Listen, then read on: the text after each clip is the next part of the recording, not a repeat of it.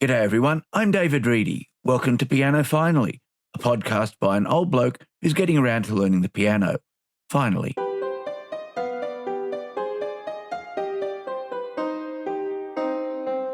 Welcome to show 29. Thank you for taking the time to listen. If this is the first time you've heard the podcast, I hope you enjoy what's here. And if you're a returning listener, thanks very much for coming back. Either way, let me know if you're learning the piano or another musical instrument, and how you're going with it. You can contact me at david@pianofinally.show.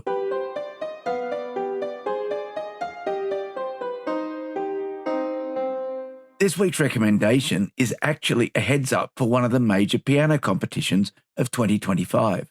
The National Chopin Piano Competition is held in Miami in the United States every 5 years in the lead up to the International Chopin Piano Competition, which will be held in Warsaw next October. The winner and the runner-up of the Miami competition automatically get entry to the international competition. The competition is open to young pianists, and the contestants range in age from 15 to 28. I was considering going to the competition, which conveniently takes place during our school holidays, but following the events of November, I've decided against travelling to the US. If you happen to be close to Miami, although it appears that all the tickets to the two finals have been sold, there are free tickets available to all the preliminary rounds and the quarter and semi-finals. All is not lost, however, for those of us who will not be near Miami in early January, because all the performances will be live streamed on YouTube. The competition starts on the 4th of January and continues until the 12th of January. And if you go to the Chopin Foundation of the United States YouTube page, you can see the streaming schedule, and even set YouTube to remind you when to watch. As the majority of listeners to this podcast are in Australia, I'm going to give dates and times for Sydney-siders. Except for the finals, the two performances start streaming each day at 5 a.m. and 11 a.m. The preliminary rounds are on the 5th and 6th of January, the quarterfinals are on the 7th and 8th of January, and the semi-finals are on the 9th and 10th of January. The two finals are on the 12th and 13th of January at 11 a.m. and 7 a.m. respectively. These are reasonably respectable times, so I'll probably be able to catch a lot of the competition. If you've been listening to the Chopin podcast I've mentioned before, you'll know Ben Laude. He'll be the host of the live streams, and Garrick Ohlsson, who's also on that podcast, is one of the jury members.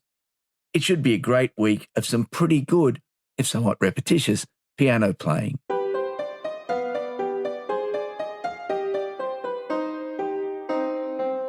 The first year. It was about this time last year that I started to think about starting to learn the piano, and so I'm going to have a look back over the past 12 months. I knew when I started learning that the piano wasn't going to be an overnight thing. It was something that was going to take some time, and because progress is slow, I think it's important to look back and see what's changed. Not too often, though. If you keep looking for progress on too short a timescale, it's likely to lead to disappointment. So leaving it a year seems fair enough. When I started, I knew some basic music theory, I could read music, at least the treble staff, and I can speak enough Italian to understand the directions included in a classical score. When it came to manual skills, however, I could touch type, but had almost no experience with a piano keyboard. I also had a plan to pass my first keyboard on to Nixie, Halley and Ace if things didn't work out. So, how did it go? The original plan was to pass my first keyboard on at the end of the year as a Christmas present. Plans for Christmas changed, and the keyboard was taken to Queensland in the middle of the year, but I had already replaced it with the Kawai NV10, so that part of the plan worked well. The NV10 proved troublesome until we discovered the wiring problem. The Kawai has performed flawlessly since, but it also means I now have a Roland FX90 as a backup instrument. As far as learning goes, I thought from the start that I would probably need an in-person piano teacher rather than just learning from books or online courses. I know myself, and I need to understand why something is being done, not just what I need to do. So I need someone I can question to ensure I get the whole picture. Luckily, where I live is a fairly musical area. There is a yearly musical festival, I have tickets to the next one, and there's lots of live music across a wide range of venues. There's a local music conservatorium where I was able to start lessons with Finn Purcell. Check out his YouTube channel where he plays a wide range of harpsichord music. An opportunity then became available to learn with Debbie Mamak, a local musician and piano teacher who, in addition to teaching me piano, has also shown me a much wider variety of musical possibilities. So, how has the learning gone? At the start, I could find my way around the piano keyboard, but I had to stop and think before finding anything other than a C key.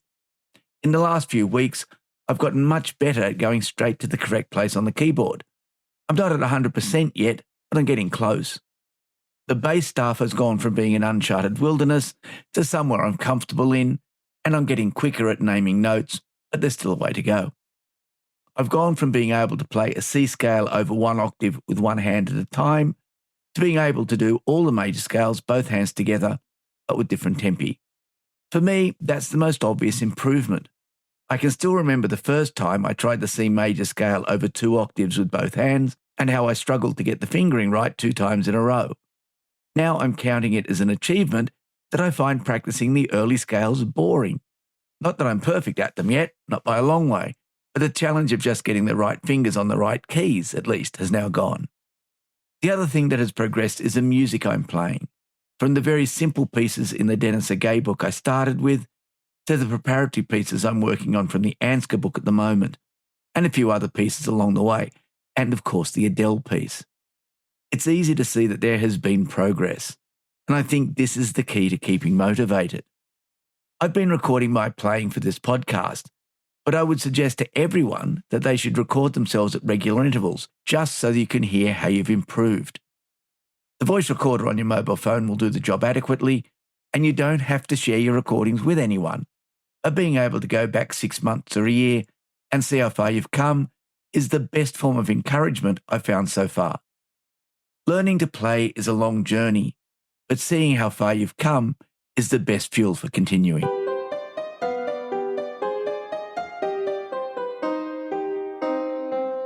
Now that I've finished ThinkSpace Education's music theory course, I thought I should do a full review and let you know if it's worthwhile.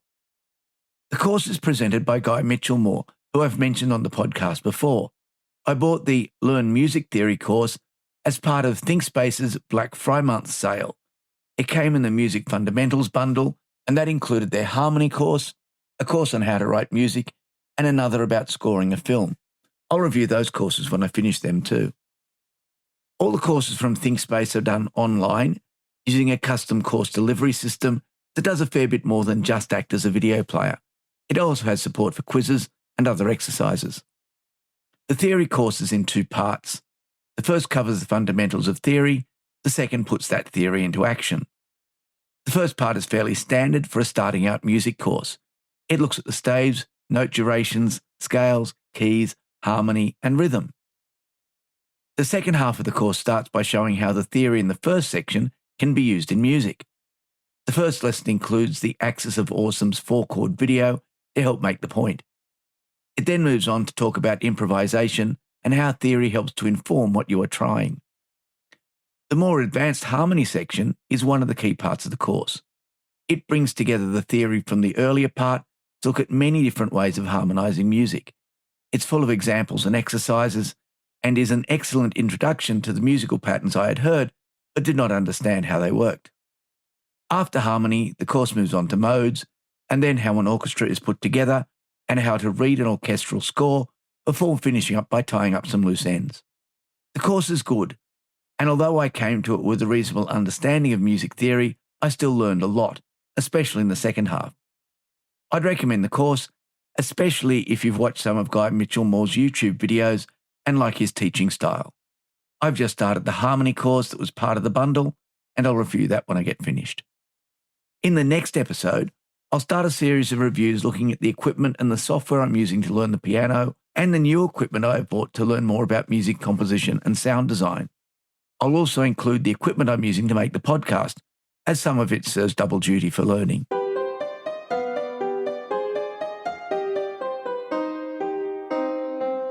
Well, that's it for this week. If you'd like to contact me, email is the best way.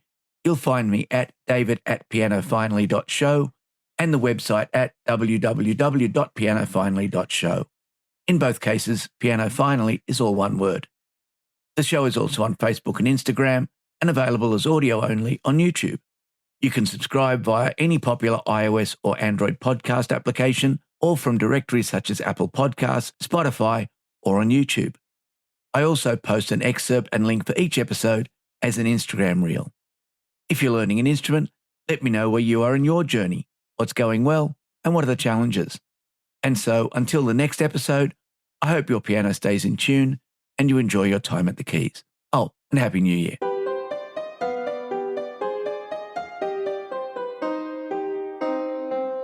I'm going to include 3 pieces in this week's progress. The first is Fritz Spindler's Canon, which is moving into the tidying up phase.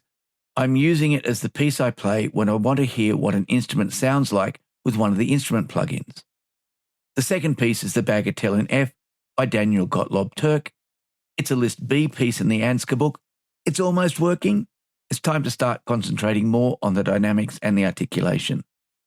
The third piece is the piece I didn't include last week, Afternoon Snooze by Andrew Craggs, from the Ansgar preparatory list C. This is only the first few bars, but it's both hands, although the left is only playing 2 chords. All the recordings were made with a Kawai NV10 as the keyboard and Pianotech 8 running on the M4 Pro Mac Mini. Pianotech is set to the Shigeru Kawai SKEX in player mode.